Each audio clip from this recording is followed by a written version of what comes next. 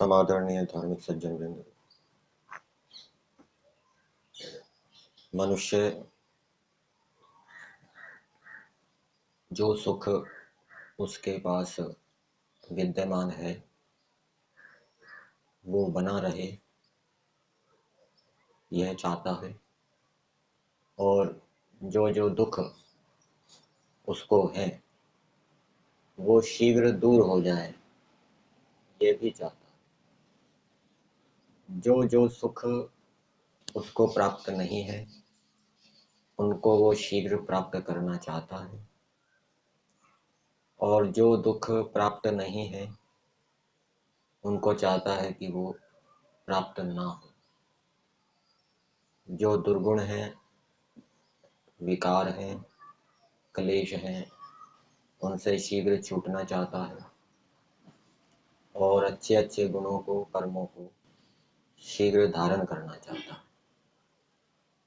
तो ये कब होगा? जब मनुष्य धर्म पूर्वक, विद्या पूर्वक पुरुषार्थ करेगा, और यदि ईश्वर में विशेष भक्ति भी है, ईश्वर प्रणिधान भी है, ईश्वर में अति प्रेम भी है, तो वो पहले की अपेक्षा और अधिक शीघ्रता से दुखों से छूट सकता है। एक मनुष्य है जिसके पास धर्माचरण है, विद्या है, उससे वो पुरुषार्थ कर रहा है दुखों से छूटने के लिए, और दूसरा व्यक्ति है उसके पास धर्माचरण भी है, विद्या भी है, और ईश्वर में अति प्रेम भी है। तो वो जो दूसरा व्यक्ति है वो पहले व्यक्ति की अपेक्षा शीघ्रता से दुखों से छूटेगा।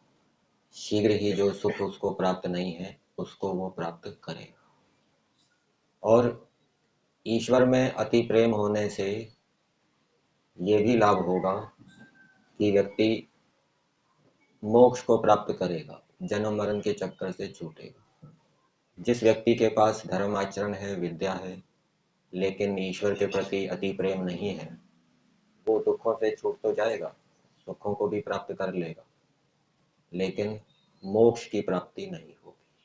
मोक्ष की प्राप्ति किसको होगी? जो धर्माचरण, विद्या से युक्त और इसके साथ साथ ईश्वर के प्रति अति प्रेम से भी युक्त है। तो ईश्वर के प्रति अति प्रेम कैसे उत्पन्न हो, उसके अनेक उपाय हैं। एक तो मनुष्य जो जो चाहता है, जिस जिसकी प्राप्ति करना चाहता है, जिस जिससे छूटना चाहता है, सबसे पहले वो ईश्वर से निवेदन करे, ईश्वर से प्रार्थना करे, उसके बाद वो पुरुषार्थ करे। कोई भी उसकी कामना है, कोई भी याचना है, कोई भी प्रार्थना है, चाहे छोटी है चाहे बड़ी है, वो सबसे पहले ईश्वर के सम्मुख रखे। दूसरा उपाय यह है कि ईश्वर के उपकारों के ऊपर विचार करें। ईश्वर यदि संसार नहीं बनाते, वेदों का ज्ञान नहीं देते, मनुष्य शरीर नहीं देते, तो हम कुछ भी सुख प्राप्त नहीं कर सकते थे। ईश्वर ने सूर्य बनाया, जल बनाए, वायु बनाई, औषधियां, वनस्पतियां बनाई, वेदों का ज्ञान दिया, इससे हम अनेक प्रकार के सुखों को प्राप्त कर रहे हैं। इसलिए प्रतिदिन ईश्वर को हजार लाख धन्यवाद देना चाहिए कि हे प्रभु, आपकी कृपा से हम जी रहे हैं, हमें वेदों का मार्ग पता लगा है और वेद के मार्ग पर चलने का प्रयास कर रहे हैं।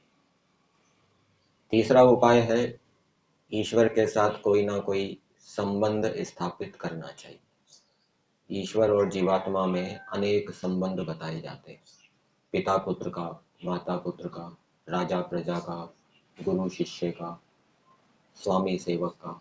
तो कोई ना कोई संबंध ईश्वर के साथ बनाना चाहिए। ईश्वर को राजा के रूप में देखना चाहिए, या पिता के रूप में, या माता के रूप में, या गुरु के रूप में देखना चाहिए, और गुरु के रूप में देखते हुए फिर प्रार्थना करनी चाहिए। जैसे उदाहरण के लिए ईश्वर को हम माता पिता के रूप में कैसे देखें, तो उसमें शब्द प्रमाण है, वेद का प्रमाण दिया है, त्वम ही नः पिता वसु त्वम माता शतक्रतु बभूवित।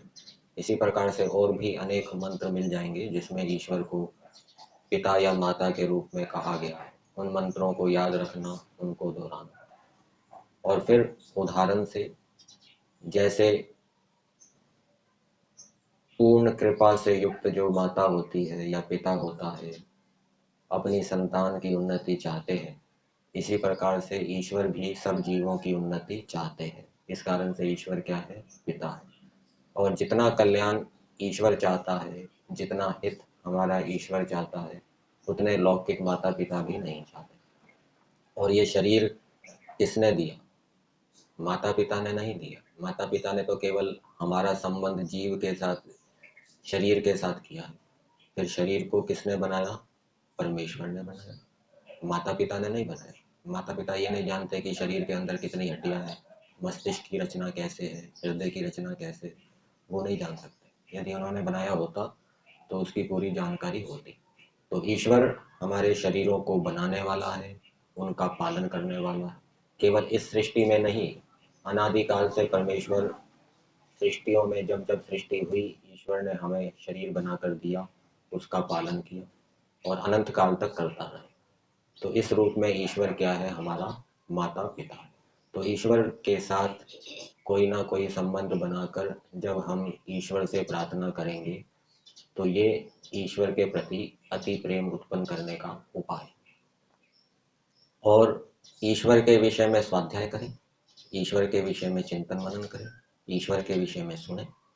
और जो बात हमें ईश्वर के विषय में विशेष लगे, विशेष प्रभावित करती हो, उन पंक्तियों को, उन बातों को, उन वचनों को अलग से लिख लेना चाहिए और उनको बार बार दोहराना चाहिए। जैसे उदाहरण के लिए कुछ वचन मैं आपको बताता हूँ। जैसे आर्य समाज का पहला नियम है, सब सत्य विद्या और जो पदार्थ विद्या से जाने जाते हैं, उन सब का आदि मूल परमेश्वर है।